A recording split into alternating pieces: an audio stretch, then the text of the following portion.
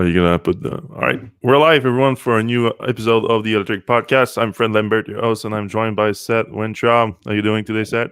I'm good. All right, let's jump in because there's a ton of news this week.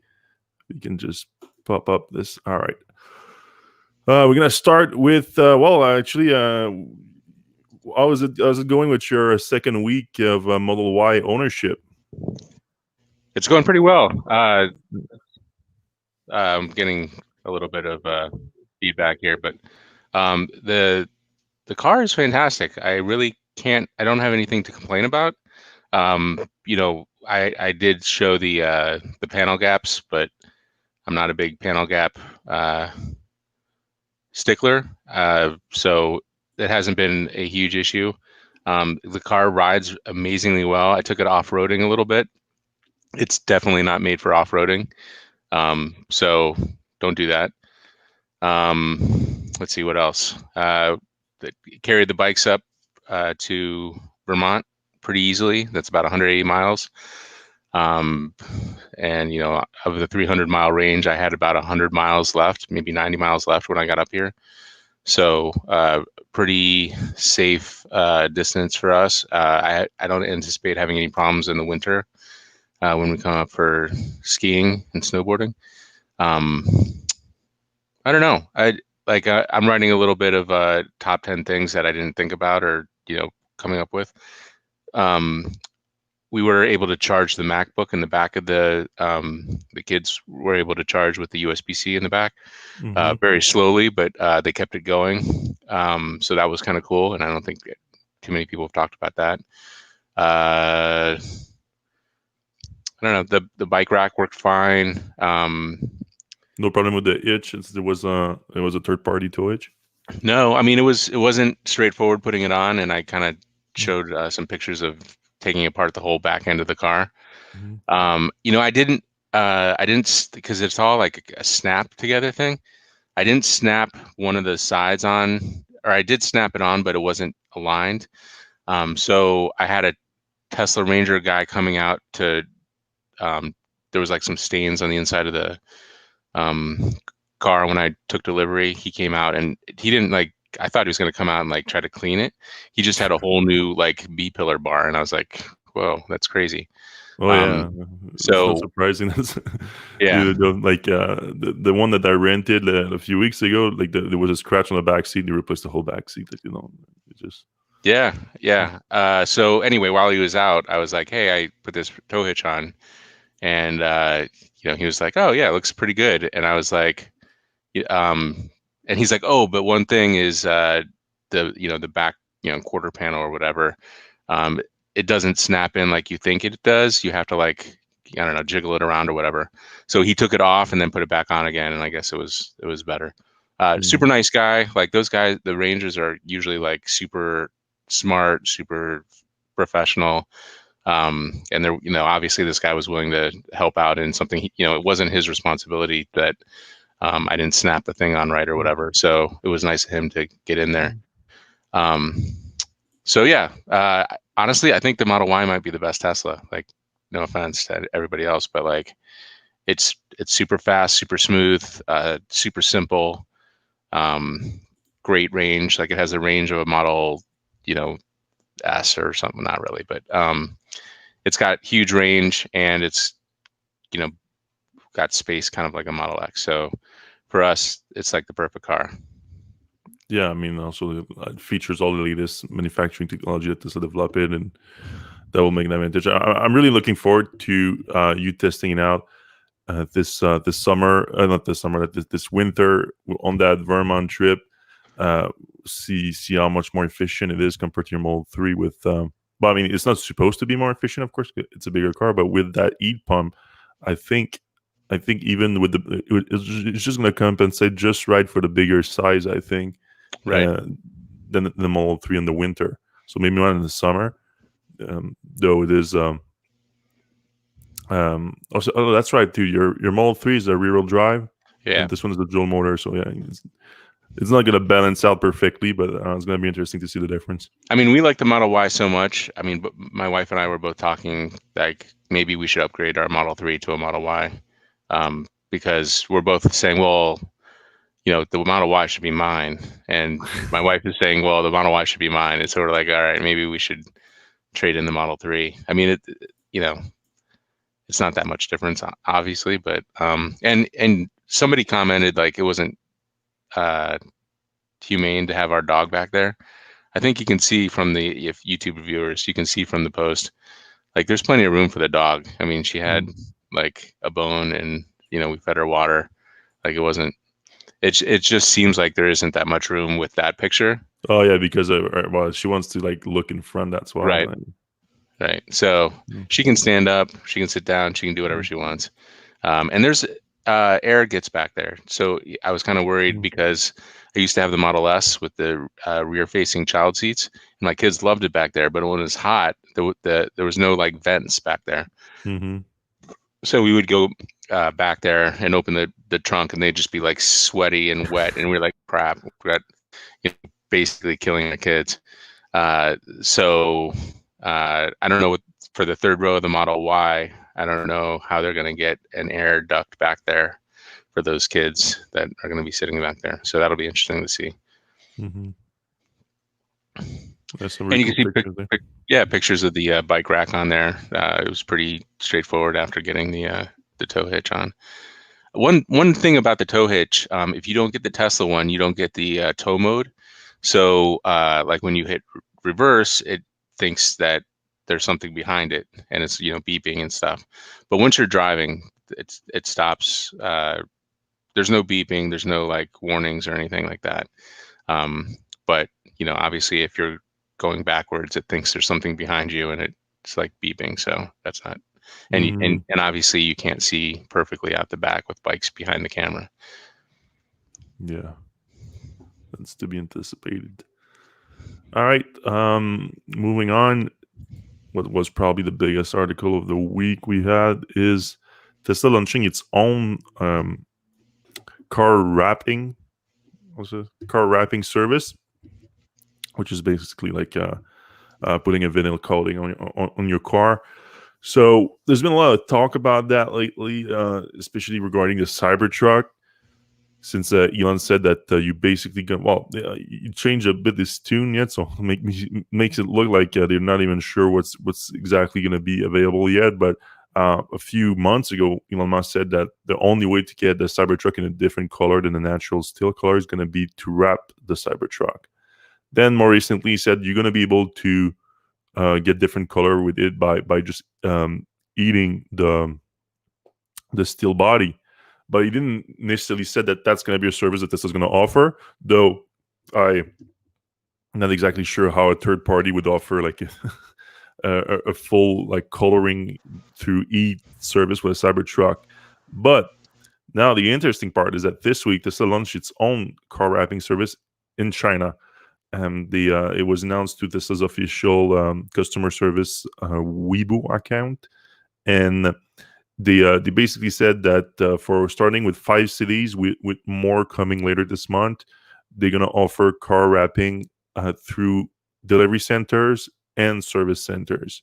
So it makes it sound like you could get your brand new car already in a brand new wrap at delivery by contacting them. That's what they said in their account. And then since they also offer it to a service center, I would assume that existing owners could bring their car to and have it wrapped. It's not clear if it's Tesla's own service that's going to do it, or they're contracting a third party. But the transaction is being done through the delivery center and service center. So Tesla is really deeply involved in the service here. So I've been thinking myself about wrapping my Model 3 for a while. I don't want to wrap my Model S because it has that signature red on it. I think that looks very cool, and it's already quite unique. But I mean, for Model 3, and also for Model S and X, Model Y now, like Tesla has really reduced the number of colors available in the last few years. It's not the bare minimum, and now also with at least it used to be black. Now it's white is the only standard color, so everything else comes with a premium. A lot of people are just ordering their car white and or used to order it black. Though my Model 3 is obsidian black, but I went in details about that, like about me regretting paying for that because I barely see a difference. But at the same time, I don't want to get a wrap right now because I just had my friend. I just bought a chrome delete on the car, so like, part of the wrapping is already done. My friend applied it and everything. It looks very good. I haven't seen it in person yet, but the picture that he sent me looks very cool. And the car is already black, so black chrome delete, black car. I like the design already, but something's a little bit more imaginative, like a bright yellow like that. Also, you can get some different finishes, like you can get a matte finish, a glossy finish, satin finish. There's a lot of things you can play with wrapping that I think gonna be interesting to some owners that want to differentiate their car from the rest. I mean, in the the post that Tesla made, they literally said, "Do you not recognize the wrong car at the charging station?"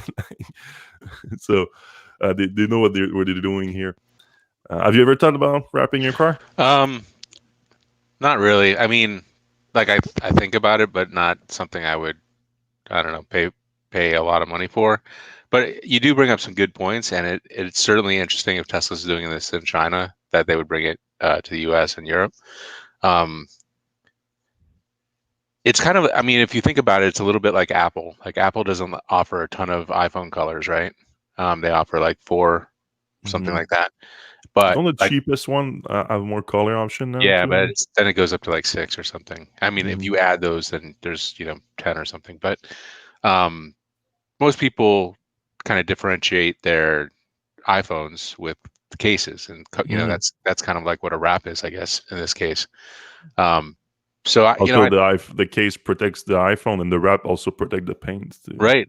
So there is some similarities here. Like there's this couple companies, D brand. They have their skins. They try to advertise on all the YouTube channels, and there's a They couple. did something with a Cybertruck, I think, right? Yeah, Slick Wraps is another one.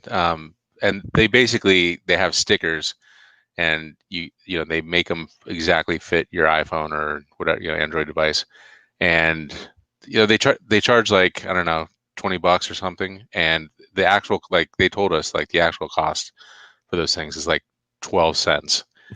So and the same is with the cases. So there's probably some margin to be made in personalizing, and maybe Tesla sells like, maybe they stick with what they're doing now. They have like 4 or 5 different colors, but basically everybody gets white, and then they go out and they put a Tesla skin on it, and they have like 1,000 different colors they can offer in wraps, so it can be more I don't think the personal. margin would be that good on those cars, though, because No. of course, like you said, the actual material is super cheap here, and I mean, I'm sure it's a little bit more expensive for a car, but it's not that expensive. The big expense is, of course, the time to apply it. I mean, you can do it yourself. I've heard of people wrapping their own car, but it's extremely difficult when you'll mess it up a few times before you get it right. So the work hours is the consuming part. The time consumption is what brings up the cost higher of a wrap, because like wrapping a Model 3, Model S and X, I've heard people being quoted anything between like $3,000 to $6,000 for a good wrap. So it's definitely not cheap, which is why I'm interested in knowing how much Tesla's going to charge for that service, because there's an opportunity to lower the cost if the automaker itself offer it. You can have like pre-cut parts of the wrap, the pieces of the wraps and everything, and also the technicians, if all they do it's all Tesla vehicles, they probably get better at it, faster at it, and everything.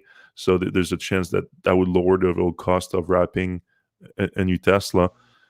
So a lot of the speculations in Tesla launching that in China now, if it's gonna expand to other markets. So that's the number one thing we want to know. And then if that's possibly in preparation for the Cybertruck, which might likely require a wrap to do anything else. But then I like your idea too, that wouldn't it be interesting if Tesla just goes all the way to one color and then offer everything else through a wrapping service. I don't know much more efficient that would be. I mean, Tesla is also investing a lot in paint shops. With Berlin, we hear is going to be the most advanced paint shop in the world and everything. So I don't know if that would be the case, but an interesting thought nonetheless. Yeah, it's particularly All it's right. particularly interesting with the Cybertruck coming, and the only way to really change the color of the Cybertruck is a wrap. So that and them doing it in China means something's up. So it'll be interesting to see what they do. Mm-hmm. All right, let's go into a series of exclusive we have this week. Starting with last weekend, we reported that Tesla started trial production for the Model Y Long Range Rear-Wheel Drive, a car a lot of people are excited about. Going to be the new cheapest option for the Model Y, and also possibly the longest range option for the Model Y. So we had sources familiar with Tesla's production capacity in Fremont that said that mid to late last month, they produced a few of them as part of trial production.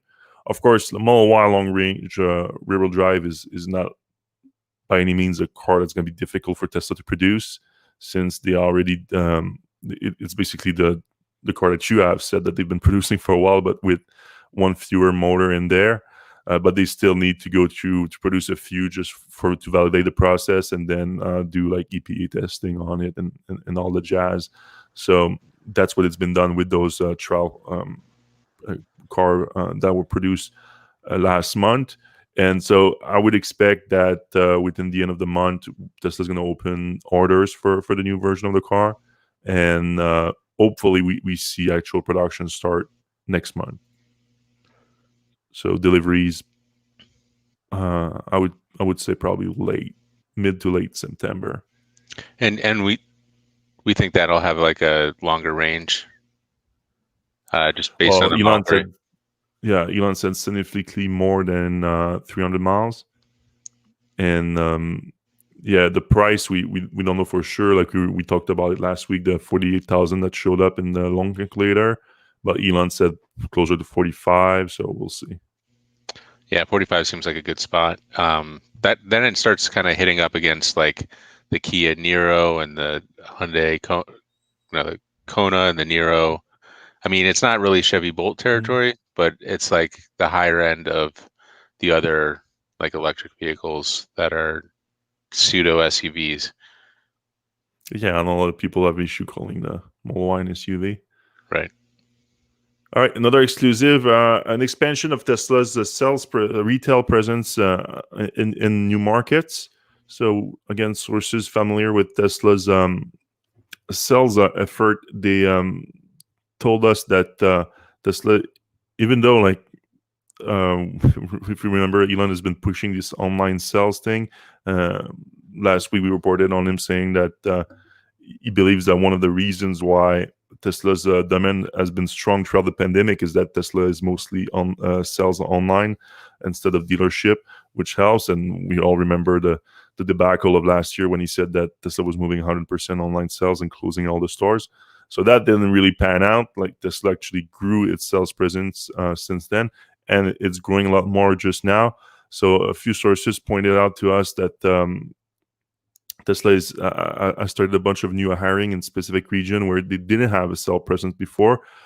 Most of those regions are places where they already have service centers. So we know that Tesla's main demand drivers is having service centers close to that area, and also charging stations, superchargers specifically. But if Tesla sees a good demand just from that, just for having a service capacity and charging capacity there, they will try now to optimize the demand there with a retail presence.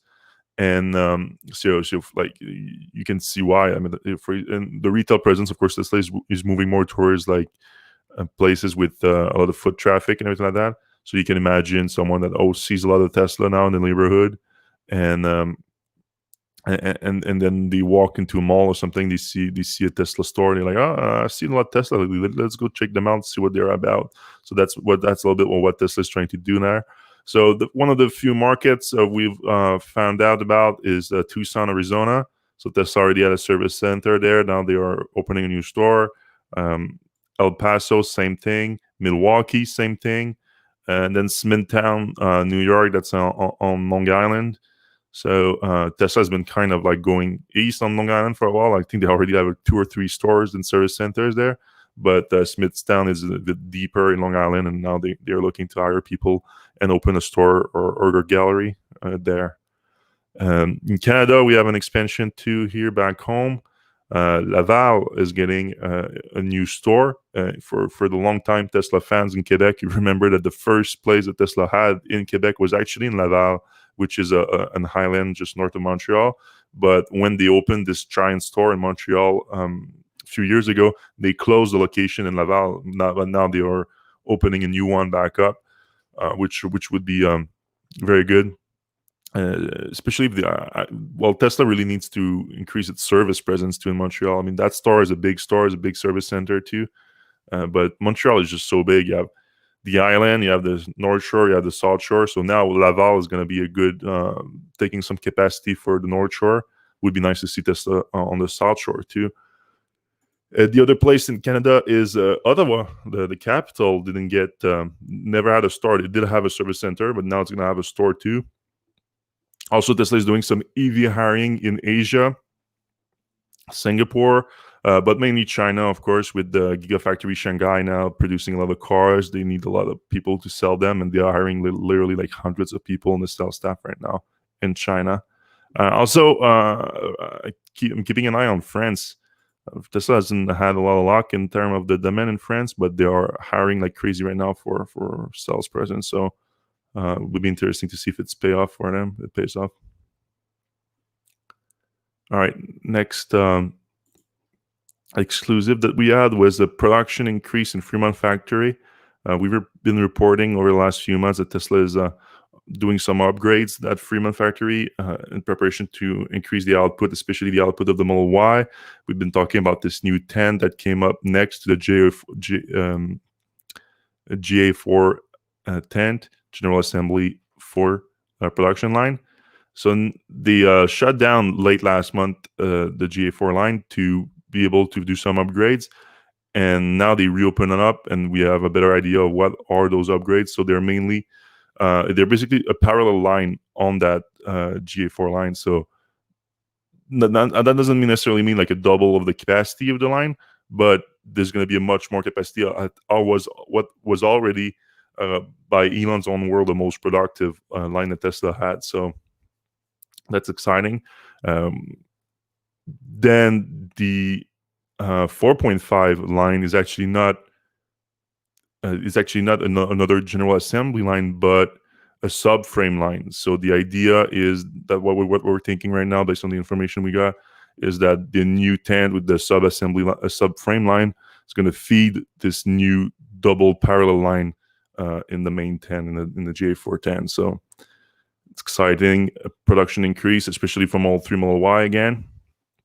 Now, whether or not by how much it's going to increase the production, I'm really not clear at this time. So at the end of last quarter, Tesla reported a production capacity of 400,000 cars at Fremont for Model 3 Model Y. I would expect an exit rate of probably like 20% higher, maybe something like that, 500,000 car a year. I think that would be good. That would make sense with those production increase. And then you have the GA5 line coming in the next few months too. So by the end of the year, Tesla should come out with a much higher production rate in Fremont for Model 3 Model Y.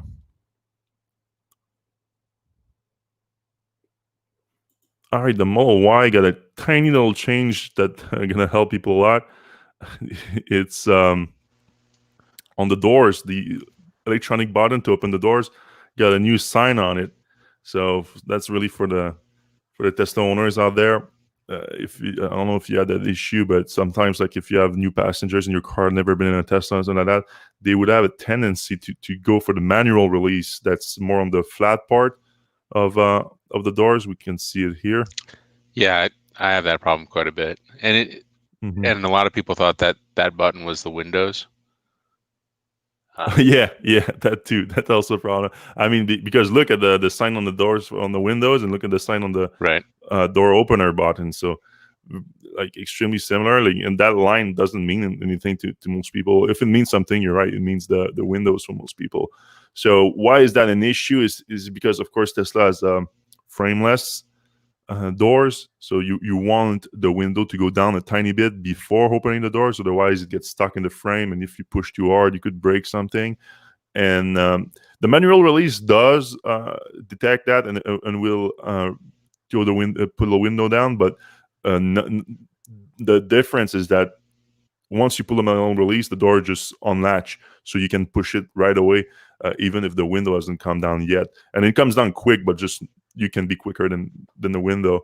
The electronic button will initiate the window going down before it lets you open the door. So that's a big difference, of course. That's what you want. And the manual release is really just there in case you lose power. And then if you lose power, then it doesn't matter if the windows comes down or not. You just want to get out of the car. Right. You can use that. So we already, like in my, if some people are familiar with my top 15 Tesla accessories article, I already had a sticker in there that you can put on top of your own, to a very similar sticker to that. We had two options, actually. The exact same design that Tesla most likely stole from that Amazon seller that was selling that. Borrowed, whatever it was. And an actual like open door button, which is also very clear. So Tesla listened to that and had their own fix. I was kind of upset I didn't get that on mine. I must have just not made the thing. Yeah, a few weeks off maybe. You're gonna have to pay the $15 to get The sticker. the stickers. Maybe I'll just etch it with like a white marker or something. Yeah, you can do that too easy. Elon commenting on the Cybertruck for Europe, he said that it is highly likely that Tesla is going to design a smaller truck for the European market. So there's been a lot of talk about a smaller Cybertruck from Elon himself, really, because he said that he wanted, at first he said 5% smaller than he wanted to do, 5% smaller than the prototype. Then he said 3% smaller than the prototype. And then after talking to Tesla's chief designer, Franz van Lawson, a few months ago, he was like, nah, we can't do it. It's going to be the same as the prototype, which is about like 75 inches tall, 231 inches wide, long, and 79.8 inches wide.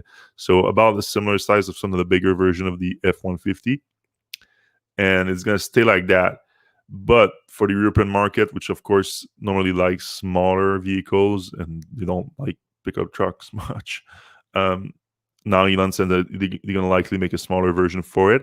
There's also some talk about the Cybertruck even being legal, even on US roads, but also on European roads, for a bunch of reasons, like the bumper being not exactly up to specs, and of course the mirrors. Actually, the mirrors will be the lack of mirrors will be fine in Europe, just not in the US right now. But there's a bunch of other regulatory reasons why the Cybertruck wouldn't be legal. So a different version for the European market might be required regardless of the size. But the smaller size would obviously open up the market to a larger demand in Europe. But I looked into it this week, and the actual size of the pickup truck market in Europe was predicted to be around 200,000 units for the whole continent this year. But that was before the pandemic too, so I'm sure it's going to be lower now after the pandemic. But I mean, 200,000 pickup trucks, like it has to be an afterthought for all pickup truck manufacturers, because it's nothing compared to the U.S. market. I mean, I think some of the least sold pickup trucks in the U.S. do get that many sales. I mean, and some of the higher selling ones, they sell like 10 times that. So. Yeah, I was going to say 200,000 sounds like what Texas buys in a year. I'm sure they buy more than that. Maybe not. I feel like it's probably closer to like 500,000 or something. All right, next one. We have Germany that's putting some sticks in Tesla's wheels lately, especially in the court system. A few weeks ago, we reported on the court, like judging that autopilot and self-driving claims that Tesla have made have been illegal and misleading, and they want Tesla to stop advertising the FSD package and Tesla Autopilot in a certain way, even stopping Tesla from using the term autopilot, which would be quite something. Now they're going after the touchscreen on the Model 3 and eventually the Model Y, since it uses the same system.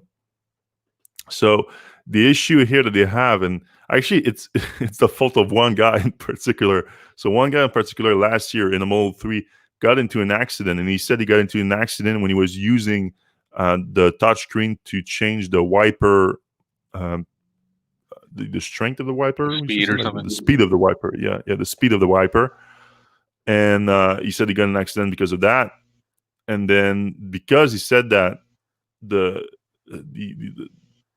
police or the court, I would assume it was the court of this. Yeah, there's the court got him a fine and a suspension for his driver's license for inappropriately using technology inside the car, like you would be using your phone or something like that. And the guy then went to court to fight that judgment, saying that since it was a feature of the car, he shouldn't have to pay a fine or have his license suspended. So because he fought that, it went to a higher court that then upheld the judgment, and the judgment then creates a precedent for future Tesla drivers now to not use the system for, well, the specifics of it is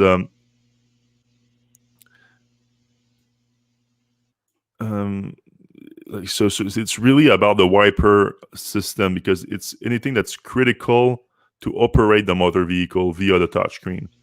So basically you're allowed to use the touchscreen if it's for music, it's for something that's not directly related to the operation of the car. And the judge that the wiper settings is critical operation of the car. So for those who are not familiar with the Model 3 Model Y, I haven't been in the Model 3 for a while now, so I actually almost didn't remember. But yeah, you do have to go through the touchscreen to change the setting, unless you want to use, and that's more recent because they added those comments recently, but you can use voice comment, so you don't technically have to go through the touchscreen. But what I do remember that's not too bad is you don't have a wiper stock on the steering wheel, but you do have a wiper button on it.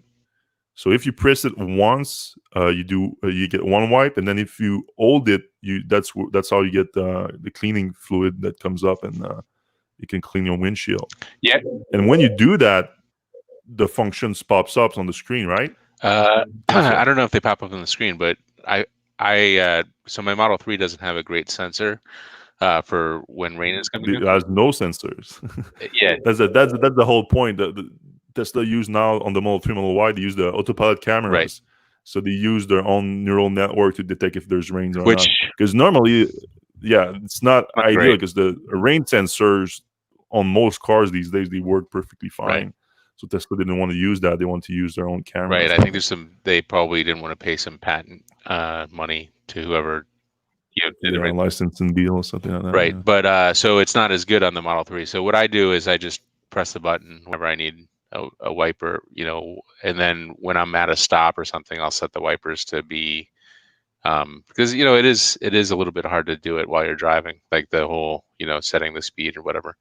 But I find in the Model Y, it also isn't exactly the right speed, but it overcompensates. So the Model 3 will let rain fall on your on your windshield for 5 minutes before it wipes.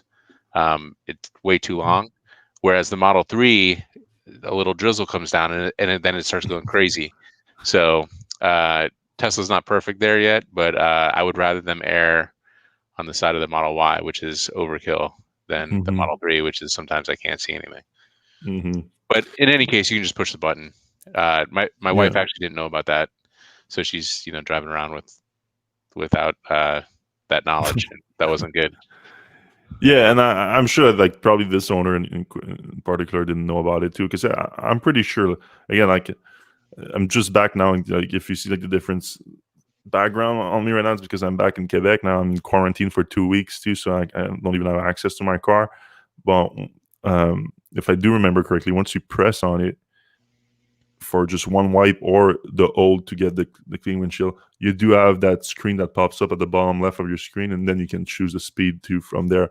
So at that point, it's not like you have to go into the menu or anything like that. So it's basically the same as having a stock on, or almost, I would say. Yeah. I mean, you do have to aim on the right side of the thing, but Yeah. But even then, like if I'm a car that has a stock for the windshield, how often I just still like have to look at which my setting is or something. Use right. the wrong one. All right. The quality issue with Tesla. So that's I've been a lot of talk about that, especially since the launch of the Model Y. But now looking at the Model 3, we reported on a few weeks ago on it's GD Power that has the popular quality survey in the US, and Tesla scored at the bottom of it, at the very bottom of it. They didn't really split the different cars that Tesla has in its lineup, but they did say that it was based on 1,200 Tesla owners, and most of them were Model 3's owners. So we had to assume that Model 3 had the bigger impact here. But now a similar survey came out in China, especially about the Model 3 made in China, the one in Shanghai. And it's the complete opposite. So if you look at this chart right here, that's a GD Power chart. So top one, Dodge cars number one, Which is and weird. then yes, and then dead last is Tesla, with a big margin too. Like you look at the Land Rover here, it was just second to last, and then Tesla, and then look at the same chart from China here. So that last year, someone that cannot read, and then first on top, Model 3. And this is like, and also like a big difference between Model 3, the very first one, and then the second one. And how did they say that at work? It's the average complaint per 10,000 car. That's all the average quality complaint per 10,000 cars. So the average one is these are the top ones here. So those are all good technically because they are all over the average of 37.2. And Tesla is at 0.7 per 10,000 car. So we don't have enough information about the methodology here to see like why Tesla scores so much better than everyone, but it has to be something more than just Model 3 made in China having such a good quality. Like, I mean, even though I'm sure, like, and they've been hammering that over the ramp up of production at Shanghai Gigafactory, that they are seeing better numbers for the quality there than they are in Fremont. But still, like, this is just too big of a discrepancy in my opinion. So I have to think like, if it also, this is only for Q2 of this year. So I don't know if it's for all cars of each categories for Q2 this year. So if you have if the vehicles have been on the road for a long time and they get a complaint during that period, and of course you're more likely to have more complaints maybe later on. So I don't know. It's it's strange. So I would agree. I would assume that it's not taking into account that Model 3 made in China is only being delivered in January. So in Q2, the cars were between like 3 and 6 months old. I would assume that has something to do with it because otherwise it's just way too crazy. Next one we have. All right, Tesla is making a push, especially in Canada right now, but I would keep an eye out for this being elsewhere too. To be allowed to charge people at the supercharger station by the kilowatt hour. So here's the problem. In a lot of places, Tesla and also any charging station operator are not allowed to charge you by the kilowatt hour, which is the actual thing that you're buying. Right? You're buying energy capacity. But since you're not allowed to, they are forced to charge you by the minute. And that, of course, caused a bunch of issues because by the minute, you can have different charge rate based on the state of charge, based on the temperature, based on if you have someone next to you charging, and if it's a station that it's split between the two, which, I mean, that's becoming less of a problem now. But for like a Gen 2 supercharger station, it is a problem. So it's just not perfect at all. Yeah? Now, why? I know in some places you're not allowed to charge per kilowatt hour because there's some rule about you become an electric reseller at that point, and there's some rules on the books where the electric utilities are monopolies, and you can't compete with them by selling electric on a per kilowatt basis. I don't know if that's all the places that exist like that. Do you know, like, if that's just one particular area, or is that I think that's the main issue in most markets that don't allow it, but like our like it's generally the local utility commission that doesn't allow it. In this case, in Canada, which I didn't know, apparently they do allow it. However, you have to use a government approved utility grade meter to calculate the kilowatt that you do serve to your customers at charging station. so And that would add a apparently lot of cost. yeah, apparently those things are crazy expensive. So they like them, but so they don't want to do that. The charging station operators, including Tesla, don't want to do that. So what Tesla is asking right now, it's reaching out to customers, and they're like, push. In this case, Measurement Canada is the agency in charge, to allow them to go through the kilowatt hour model while using internet connected charging station to calculate the electricity that's being dispensed. So they want to use just their own proprietary system that's connected to the internet, so they can track how much electricity they use. And which makes sense. I mean, like, because Tesla is buying it from someone, right? When they use it, so they know how much they are getting. Then, of course, there's an efficiency loss when charging, but that can be calculated fairly easy too. So there's definitely a way to do it without having those very expensive meters, for sure. And what Tesla is specifically asking for is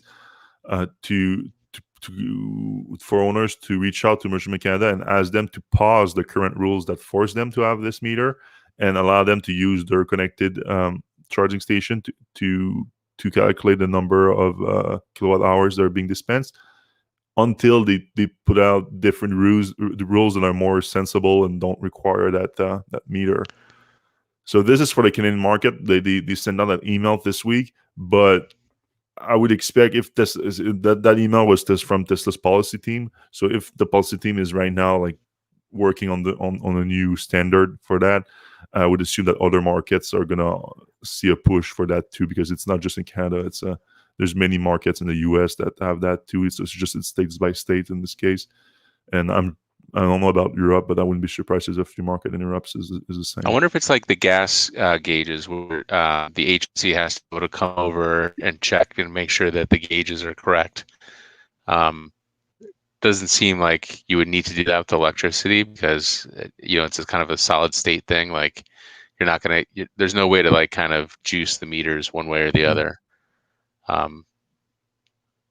Also, Tesla power walls are used as meters in Vermont. So like, it's not like Tesla can't make a meter grade meter, or a utility grade meter. That they do it all the time. Yeah.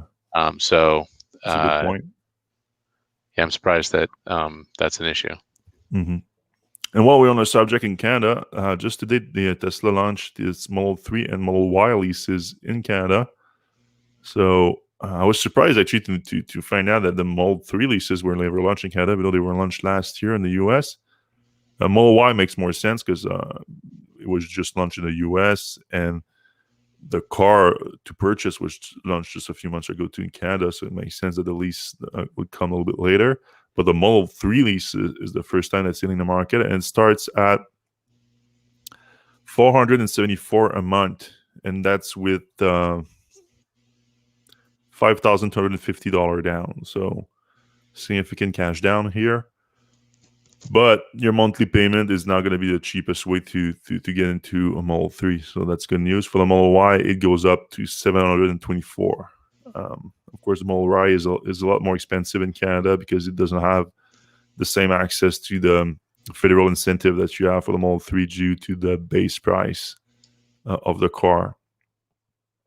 So yeah, I mean, the Model Y starts at $70,000 in Canada. It's not cheap. Next one, Largetown. We'll go quick over that news. I want to talk a bit more about the market right now that's building around this. So Largetown announced a deal to go public at a $1.6 billion valuation. So the company is basically going public within a year of being funded. And if you remember, Largetown is the one working on the endurance pickup truck, and they are trying to the company basically spun out of Workhorse that was developing their own electric pickup truck, and they started through a deal with GM to buy the Largetown manufacturing plant that they had, and now they're trying to build a pickup truck there. But now they announced a reverse merger with Diamond Peak, so it's a blank check holding company that's listed on the Nasdaq, and it's basically the easiest way to go public. But what I found most interesting about that is like we're seeing a clear trend right now. Yep. I mean, everyone is doing that in the EV space. It's crazy. I mean, I would assume that it's due to Tesla having a lot of success right now in the public market, and then the very successful reverse IPO of Nikola. Nikola Motors, which was worth like $20 billion for a second after going public, and they raised I think $600 million through that deal. So this particular deal at $1.6 billion, which it's not too crazy for me, $1.6 billion for this company, even though they never delivered anything, because they are also raising $675 million through that deal. So they would have a lot of money in the pocket. Plus, I mean, there's value in the deal that they have with GM for the factory, and GM is actually backing that deal with $75 million or something. Yes, $75 million. They're backing that deal. So GM is still involved. But yeah. Now, Fisker is doing it too. Karma is talking about doing it. Lordstown is doing it. Mullen is doing it too. Mullen, which I think they bought the rights of the Coda, if you remember the Coda in California. Right. Now they want, and I think Coda was public at some point, was it? Oh, I think they were public because But anyway, now Mullen is trying to go public too. They announced it yesterday. I want to say that there's a few other ones too. Well, I read today Bloomberg had a story on GM considering to spin out its electric business just so it could IPO its electrification, just because it's such a hot market right now. Yeah. Well, also they want to rebrand it maybe, but like I don't know, like I don't think that's serious because I think it was what's his name, the Morgan Stanley Adam Jonas, maybe. The Morgan Stanley analyst. I think that the whole thing could pop up from him suggesting that to Barra on the last earnings call, and Barra said, "Yeah, that could be something that we would do." Like she didn't look like she put so much thought into it, and then like yeah, I would be completely on board with that. But I would be completely on board. I would too. From if they would have done it in the first place, like maybe not the Bolt. Okay, I get the Bolt, like the Bolt, they do the Bolt and everything, but then the Ultimum battery pack system, I would have spin off the whole Ultimum thing into its own company and then launch all the new EVs under that brand. And then they could just fold everything like the Cadillac and the Chevy in like 10 years, just like. But now they are launching each of the new cars under all their different existing brands. So like Chevy is getting one, GMC is getting one. Chevy's getting a few actually. Then Buick is getting some too. So like all their existing brands now, all the electric cars are coming under that. So I don't know. I always had an issue with that because of the pricing, especially. So I mean, for like, it's maybe not a great example for that because the Hummer, for example, is not sold now anymore with the gasoline version. But a lot of the automakers that do that they have the gasoline version and the electric version, and the electric version costs more. It's super hard to sell, even though like it's probably a good deal for the average customer. They don't see that, so it's a bit of a bummer. But while we're on the subject, Cadillac, the Lyriq was unveiled last night. Yeah, so Brad and I got to see the Lyriq in person at the GM's Battery Day in early March, right before everything shut down. And I was always like, they showed some of the inside. I've always been like a really big fan of the interior. It's got like a 33-inch wide display, and it's not too Cadillac-y with a bunch of knobs. I mean, there are a few knobs, but it's a pretty good looking interior, I think. especially for a Cadillac. And then the back seats are actually pretty cool. And if you watch the video, you can see some of that. I'm not in love with the rear, the look of the rear of the car. I think that may need some refinement, I guess. Overall, the car looks pretty good. I think it's, obviously a crossover kind of thing. My biggest problem is like this isn't going to hit the U.S. market until 2022. So 2 years from now, more than 2 years from now, I don't know what the market's going to look like in 2 years. Like, I mean, that's 2 years of the Model Y selling. The interior of this thing's a lot better, but it's not just the Model Y. There's a lot of that's probably bigger than a Model Y too, right? It's probably more Model X competitor, right? It's bigger, but it's only a 4-seater. Mm-hmm. So I don't know. Also, it's a Cadillac. It's not even the same market, but I know what you mean in terms of like the specs that they announced. Yeah, I mean, Mercedes is coming out. BMW will have the iX3. I don't know about a bigger one. I mean, the Model X, I guess, would be a better comparison to this thing. 2 years from now is a long time. Like, it's a really long time for an EV to, their first like kind of real foray into EVs. So I like everything about this car. I wish it would, it would be on sale at the end of this year. The fact that we're 2 years away from it kind of makes me worried about the viability of actually GM making it to 2 years from now, just because they're so far behind. The specs are like would be competitive for things that are out right now. Like I think they're talking 100 kilowatt-hour battery pack for 300 miles of range. So nothing too crazy there. 19 kilowatt home charging capability, that's higher, but then you need 100 amps, so that's not really worth that much really in itself. 150 kilowatt, I think, supercharging. They said over, but it's probably 160 or something, which isn't horrible. And like if it was coming out now, you'd be like, good, great job. But like 2 years from now, like I don't know, it just doesn't seem.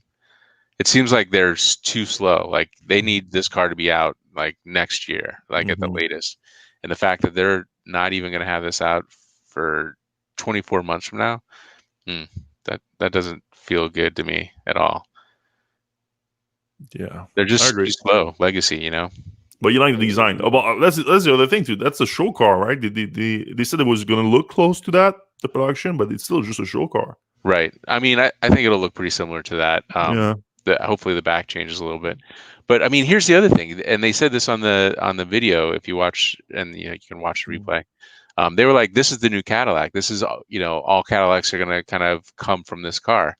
And I'm like, "All right, so what are you selling now? What are you selling for the next 2 years?" It's basically like a dead end, and that's not good. That's you're Osborning your own product line there. So I don't know. It doesn't seem like a good they really need to kind of speed things up. I think they don't care, to be honest. With for Cadillac, they're like, all right, like we still selling our GMCs and whatnot. That's what they want to sell, so they don't care much about that.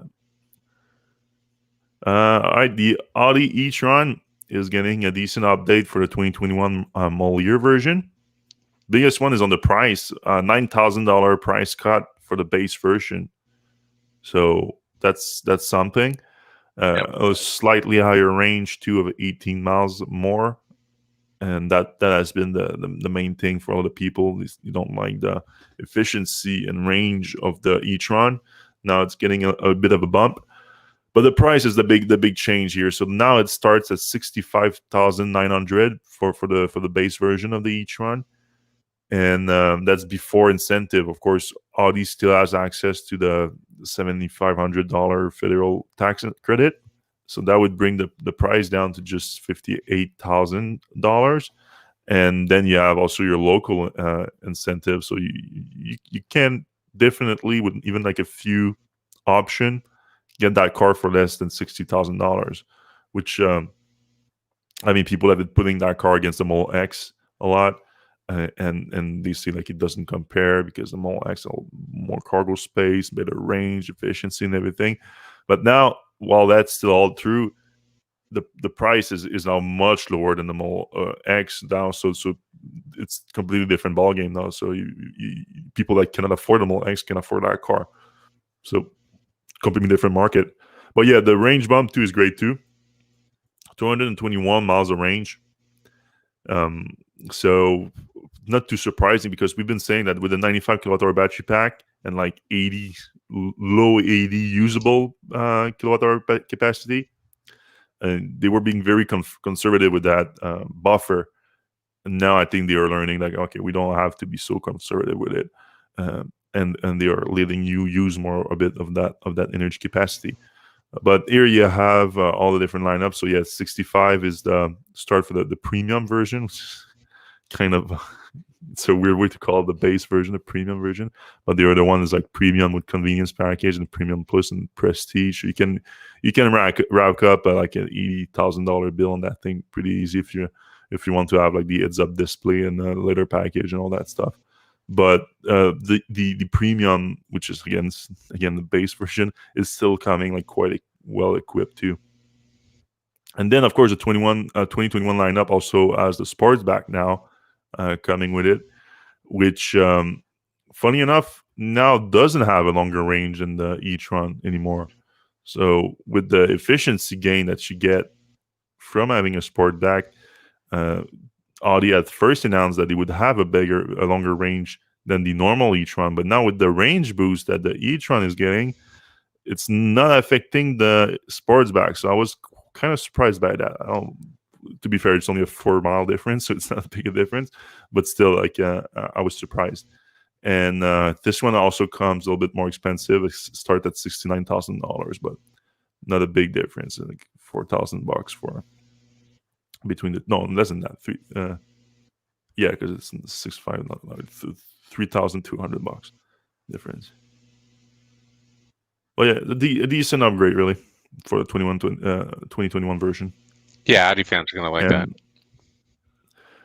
Yeah, I'm not mad at it at all. I like the e-tron. Like, I've drove it a few times.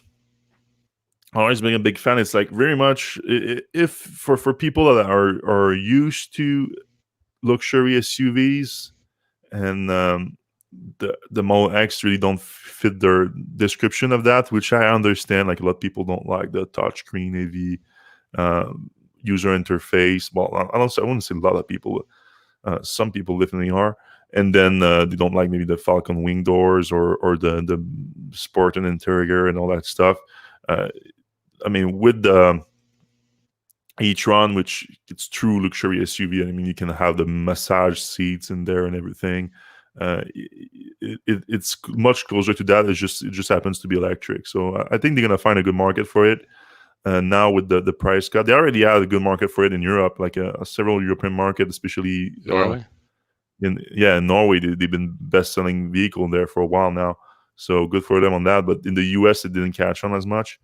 Also in the US, I think like people have that expectation on an electric car with longer range. So maybe those 18 miles will help, but the price cut would definitely help, I think. Yep. All right, should we jump into some of the questions? All right. Igor says, just completed a trip from Netherlands to Italy on with a Model 3. Would argue that one needs 75 kilowatt hour battery for this trip because fully packed, 10% to 90% charge is 300 kilometers. 200 kilometers would be a hassle. So, roughly equivalent to 100, 200 kilometers is roughly equivalent to 120 miles. I think this is up to the driver. Like, a lot of people can go 3 hours without stopping. If you're with a family, 2 hours is a little bit more realistic. So kind of depends on who you're talking to. A couple people were saying hi. Boating Dave 1 says, I think the Model Y would be the best car if it had the range of a Model S. So the Model S actually goes up to 400 miles. The Model Y only goes to 316, I think, and theoretically a little bit more with the rear-wheel drive one. So that kind of bumps up against the other end of the spectrum there. I kind of believe that 5 hours, if you're going 60 miles per hour, 5 hours is enough time in a vehicle where you're going to either need to go to the bathroom or eat or whatever. And there's people who, they put on the diapers and they go in their gas car for 10 hours at a time and they drive across Florida or whatever. That's fine. I'm just talking about most of society, most families, most people. 5 hours of driving is probably enough. So you want the 400 miles? That's fine. I just don't think most people use that. All right, Johnny B. Sorry, I don't think I was clicking those before. Will my Cybertruck be able to follow me when I'm repairing fences on my theoretical ranch? Sure. I mean, that's technically summon. That's Yeah. the feature that already exists. So, and Elon has been talking about that, like, just follow feature. So yeah, I can see that happening. That's actually useful if you think about that. For if it's about like if you're building a fence or repairing Yeah. a fence, that's the You could have one less move to if do. it was smart too. If there's like some kind of smart summon where it said, "Hey, stay 5 feet away from me," that might be kind of cool. So this is something I noticed. Fred, did you change your mic setup? Yes, you're back in Quebec. Yeah, You seem to be coming through with a much deeper voice. I'll look into that. Thank you for filling me. Yeah, I have a travel setup and I have a home setup. So now I'm back in my home setup, which I haven't used in like 8 months or something. Yeah, and you have been doing some traveling, so maybe that's why. Devion89 says, I doubt that Tesla will decrease the amount of colors available since Berlin is getting a high-tech paint shop. Guessing wrapping will stay a Chinese thing. It's possible. Yeah, I mean that's fair. I don't know if it's going to stay a Chinese thing though. If it does pick up in China, I'm sure Tesla's going to try to launch it elsewhere. Ricardo says, gentlemen, when Elon first introduced the dual motor Model S, and I remember this, the cars benefited from increased efficiency, he said, and the range was a little bit higher over the rear wheel drive Model S, right? Yes, that's true. I think so. Two things on that. One is that's absolutely true, and the D dual motor did have a better range, but I think the the new motors, the new Model 3, the whole line, the Ravens, I think they're efficient across the range, so you're not getting that big efficiency savings. A good example, the second part is the Porsche Taycan. If you want to go on range mode, only the front wheels will engage. So what's kind of cool about the Porsche is it tells you which wheels are being electrified. And if you're in range mode, you only see the front wheels go. But if you take off, then all 4 of them go. So I think Tesla used to need to do that, but I think now both of their motors are so efficient at a wider range. But What do you're you just think? adding weight, basically. Yeah. Right. So why is the dual motor now giving a loss of efficiency and lower range? I think that's what. Because of the weight. Yeah. Right. Let's see. Let's go down here. Ricardo's still talking about the range. Let's see. Oh, another guy, Pablo says your voice sounds lower. Maybe you need to get into some singing Barry White albums or something here. So Johnny B says, I wish my Cybertruck was smaller. Also, there's something I wanted to mention. One of the guys who runs the Cybertruck Europe forums or something said on Twitter or something, he said something like, if they make the Cybertruck smaller in Europe, I'm throwing the whole thing in. Like, I'm getting rid of my blog or my forum or whatever. Thought that was kind of funny. Devin89 says, would love a smaller Cybertruck. So clearly not everybody's in the big is better. I'm pretty sure it'll open up the European pickup market if they get the pedestrian safety right. Keep going. Rumor that the AP suite learns from when you manual wipe when you're on auto to find your preference. Hasn't learned from me. The wipe replacer's talking about there. I've never heard of that. All right, here's a good question. And we've talked about this in the past. What future do you see for CHAdeMO now that the new Leaf is going to CCS combo? And I think there's not much future at all in the US. Yeah. I don't think they're going to even bump up CHAdeMO from 50 kilowatts. And I imagine that they'll stop installing those things at Electrify America and EVgo.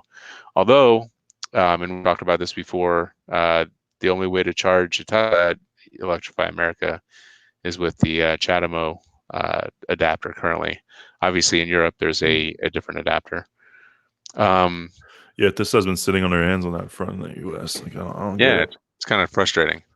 All right, Shake and Bake says, does the Hummer EV have a mid-gate like the Avalanche? I don't remember. There was something like that in the prototype I saw, but I can't remember specifically. And then another question, is the Cadillac Lyriq supposed to compete with the Model Y or Model X? I would say Model X from a price standpoint. Yeah, or even like none of them really, because it's more like a luxury. Like you cannot. There's a lot of things you can do with the Model X you cannot do with that Lyriq because of the 4-seat. All right, that's it's it. almost like a chauffeur's car. Like you want to be chauffeured around with it or something. Right. Well, yeah, that's it, everyone. Thanks a lot for listening to this new episode of Electrek Podcast. We appreciate you watching on YouTube. You can give us a thumbs up and a subscribe. That always helps us a lot. If you're watching on your podcast app, if you give us a 5-star review, that's always really helpful too. And we're going to see you same place, same time next week. Have a good one.